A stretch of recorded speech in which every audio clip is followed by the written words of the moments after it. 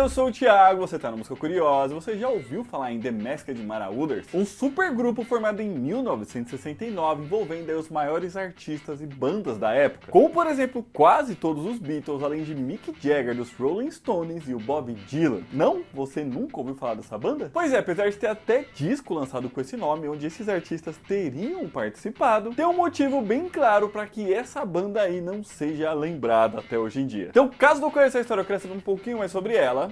Fica aí que eu já conto. Bom, o ano era 1969 e tinha surgido ali os primeiros supergrupos, sendo uma grande novidade no mundo da música, onde eles reuniam ali vários artistas já conhecidos em um único grupo, chamando assim então muita atenção do público. Grandes exemplos disso foram a banda Cream, formada em 1966, foi montada pelo Eric Clapton, ex-Yardbirds e ex-Blue Breakers, com dois ex-integrantes do Graham Bond Organization, o Jack Bruce e o Ginger Baker. Também tinha o supergrupo de folk, o Crosby, Stills, Nash Young, formado em 1968 e que reunia vários dos maiores nomes do folk da época, que eram David Crosby, Stephen Stills, Graham Nash e Neil Young. E como eu disse, essa reunião de grandes nomes em uma única banda estava fazendo muito sucesso. Era uma novidade, e o público, principalmente os fãs desses artistas, estavam adorando. Tudo chamava muita atenção. E foi justamente nesse contexto que em outubro de 69 saiu uma notícia na revista Rolling Stone, uma das maiores aí sobre o mundo da música lá nos Estados Unidos na época, dizendo que um novo supergrupo tinha sido formado de maneira secreta e que envolvia os Beatles John Lennon, Paul McCartney e George Harrison, além do vocalista dos Rolling Stones Mick Jagger e um dos maiores astros do folk da época, o Bob Dylan. Ou seja, era só os gigantes mesmo. Com esse supergrupo ganhando o nome então de The Masked Marauders. Mas não era só isso, já que essa matéria escrita aí por T.M. Christian ainda trazia uma crítica ali, uma avaliação de um disco que esse supergrupo já teria gravado e que seria ainda lançado em breve, mas que eles já tinham ouvido. Disco esse que teria sido gravado lá no Canadá e sido produzido pelo Al Kooper, um dos grandes músicos de estúdio aí, produtores lá da época. E com o escritor ali trazendo então algumas informações das músicas que ele tinha ouvido de forma antecipada, dizendo que alguns dos maiores destaques aí que tinha no disco era uma versão de cerca de 10 minutos de duração da música Season of Witch,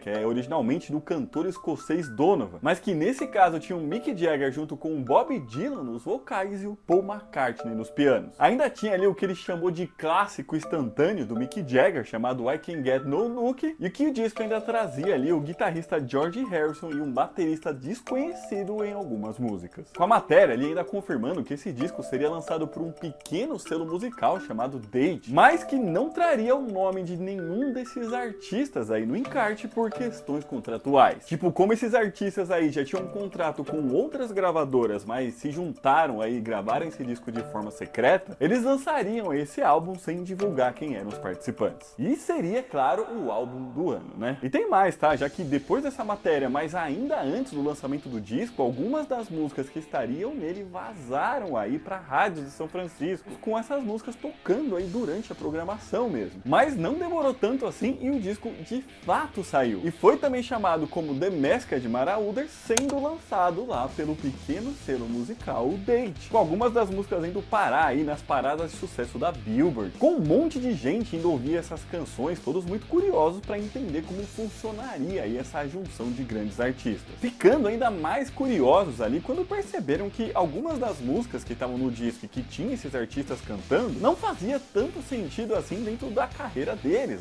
que eles tinham antes da banda, até tentando entender como aquilo aconteceu de verdade. Como por exemplo ali o Bob Dylan cantando uma versão psicodélica da música Duke of Fur, do Jimmy Chandler.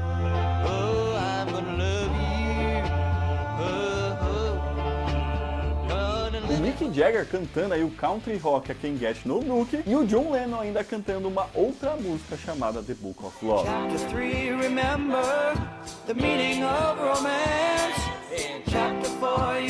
Fazendo já muita gente achar isso estranho demais. Acontece que desde quando saiu lá aquela matéria na revista Rolling Stone, antes ainda do lançamento do disco e até das músicas terem vazado para as rádios de São Francisco, muita gente já tinha achado aquela história naquele momento mesmo, no momento que leram a matéria. E com várias dessas pessoas já entendendo naquele momento mesmo um tom mais irônico enquanto liam tudo que estava escrito lá. E no final, eles tinham razão. E se você se surpreendeu por talvez nunca ter ouvido falar aí nessa essa banda que envolvia gigantes do mundo da música, do rock e do folk, é porque ela realmente nunca existiu. E apesar de fato existir o disco e as músicas, tá? E as músicas terem sido tocadas nas rádios, tudo não se tratou, na verdade, de uma grande pegadinha da revista que lançou a matéria, mas fazendo muita gente de fato acreditar que aquilo era verdade. E eu vou explicar tudo certinho agora, tá? Mas pessoal, pra gente chegar nessa parte da história, se você estiver gostando desse vídeo, já deixa seu joinha aqui embaixo, que ajuda muito a gente. Se inscreve no canal, porque toda semana a gente lança mais vídeo assim. Se você quiser e puder já a gente um pouquinho mais, é só clicar aqui embaixo no botão de seja membro, e se por acaso aparecer aí pra você a opção de hypar que ajuda a divulgar o vídeo, beleza? Bom, vamos lá então explicar essa história toda. Afinal, praticamente tudo que eu contei nessa história foi inventado, tá? Não por mim, mas pela revista Rolling Stone lá na época. Como eu disse lá no começo do vídeo, né, nessa época aí, no final dos anos 60, esse negócio de supergrupos, superbandas, né, tava muito em alta. Por conta mesmo de todo o sucesso que esses supergrupos faziam por estar reunindo ali grandes artistas do momento. Acontece que não era só isso que estava em alta envolvendo o mundo da música nessa época. Outra coisa que vinha surgindo cada vez mais e tendo bastante audiência eram os chamados bootlegs, que são vazamentos mesmo. É tipo quando sessões de gravação e ensaio feitos por grandes artistas vazavam pro público e assim podiam ser ouvidos de forma não oficial. Os artistas não tinham a intenção que essas gravações fossem divulgadas. E foi pensando nisso tudo que, como uma forma de brincadeira e até de crítica também, já que esses supergrupos, na opinião deles, era exageradamente elogiado pela mídia, que surgiu a tal matéria que saiu na revista Rolling Stone. E quando eu disse que quase tudo foi inventado por eles, é porque foi mesmo, tá? Inclusive o nome da pessoa que escreveu a matéria ali e que vazou a informação da banda The Masked Marauders. Afinal, T.M. Christian, né, que é a pessoa a quem a matéria foi creditada, também nunca existiu, já que quem escreveu a matéria foi o editor da revista na época, que era um homem chamado Greil Marcus, que usou esse nome inspirado no livro The Magic Christian, entenderam? T.M. Christian, The Magic Christian. Livro, inclusive, que virou um filme protagonizado pelo Ringo Starr, tá? O baterista dos Beatles, que foi chamado como um Beatle no Paraíso aqui no Brasil. E não foi à toa esse nome também, né? Já que a história que eles inventaram envolvia os Beatles. Mas enfim, foi usando então esse tema aí das superbandas e juntando ela com a história dos bootlegs, que ele resolveu criar essa história aí onde todos esses superastros estariam reunidos em um estúdio gravando um disco de versões de músicas deles e até de músicas próprias também. E assim, a ideia original dele nem era enganar ninguém, não. Na verdade, a matéria foi toda escrita de forma bem sarcástica, era uma paródia mesmo. E é por esse motivo que os artistas que estariam envolvidos na banda cantavam músicas que não faziam sentido nenhum dentro do estilo musical que eles faziam parte. Sem contar que alguns nomes ali de músicas novas que essa banda estaria fazendo eram versões de nomes de músicas que já existiam dessas próprias bandas. Como por exemplo a própria I Can Get No Look, que eu disse, que tem uma inspiração clara na música I Can Get No Satisfaction, né, dos Rolling Stones. E muita gente que leu a matéria lá na época mesmo já entendeu que aquilo se tratava de uma brincadeira, tá? Era uma zoação, e que a história então não deveria ser levada a sério. Mas muita gente realmente acreditou que era verdade e ficou ansiosa esperando pelo tal lançamento do disco, o que fez então com que a revista fosse mais a fundo ainda nisso tudo. Mesmo com os empresários do Bob Dylan e do John Lennon cobrando eles por explicações pelo que eles tinham dito lá na matéria, tá? E assim a revista então pegou uma banda ali que não era muito conhecida na época, chamada Cleanliness and Godless Skiffle Band, colocaram eles no estúdio e chamaram imitadores aí do Mick Jagger, do John Lennon e do Bob Dylan para cantarem músicas como se fossem esses artistas, e por isso que as vozes de fato pareciam. Envolveram ainda nisso tudo a gravadora Reprise, né, que era grande, era a gravadora lá fundada pelo Frank Sinatra, e fizeram eles se passarem pela tal Dente Record lá, que seria aquele selo pequeno que lançaria esse disco. Mas antes do lançamento, eles ainda falaram com radialistas ali que eram amigos deles da cidade de São Francisco e mandaram aí algumas das músicas que eles já tinham gravado aí com aquela banda e os imitadores para que eles tocassem na programação. Foi tudo muito bem pensado no final. E os radialistas, na verdade, participaram da piada, tá? Eles sabiam aí que essa banda era falsa. E como eu disse, no final aí, né, apesar das músicas apresentadas aí nesse disco serem muito abaixo da capacidade que esses artistas originais aí poderiam fazer mesmo, a curiosidade que as pessoas tiveram aí por conta da reunião desses grandes artistas fez com que essas canções fossem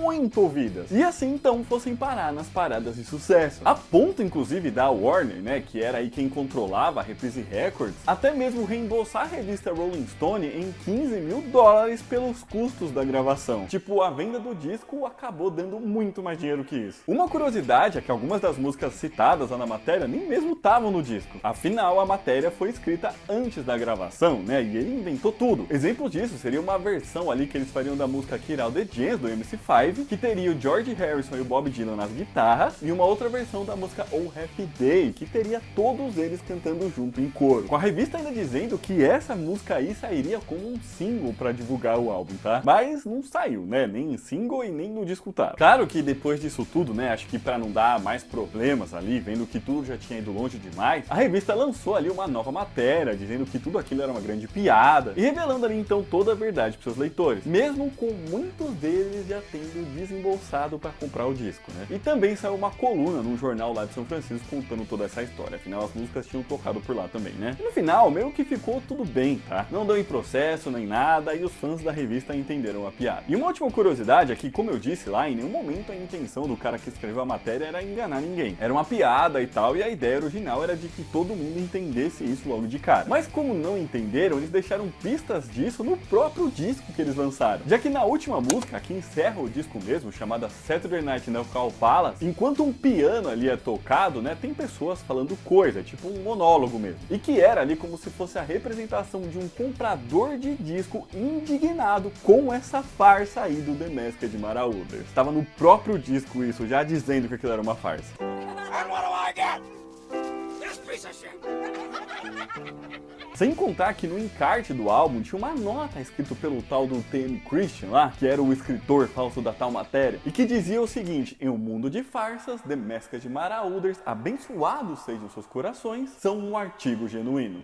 Deixando então mais uma dica aí, né? Eles são um artigo genuíno em um mundo de farsa, né? Era só ler as coisas. No final, depois disso tudo, né? E de já se saber aí que não se tratavam de artistas renomados por trás desse disco, ele acabou sendo reeditado e lançado, tá? Ele ficou com o nome de The Masked Marauders The Complete Daily Sessions. E hoje em dia pode ser encontrado aí nos streamings, tá? Spotify, YouTube, qualquer um que você quiser. É só você pesquisar se quiser ouvir. Mas então é isso, pessoal. Esse vídeo é ficando por aqui. Espero que vocês tenham gostado. Se gostaram, já deixa seu joinha aqui embaixo. Comenta aqui pra gente, você já conhecia essa história? Já tinha ouvido falar em The Masked Marauders? E se de fato fosse uma banda real aí, envolvendo todos esses artistas aí, o que você acharia? Você acharia que ficaria bom ou não? Ficaria esquisito reunir todo mundo. Aqui do Zóio tá deixando outros vídeos pra vocês assistirem. Um beijo, até a próxima e tchau!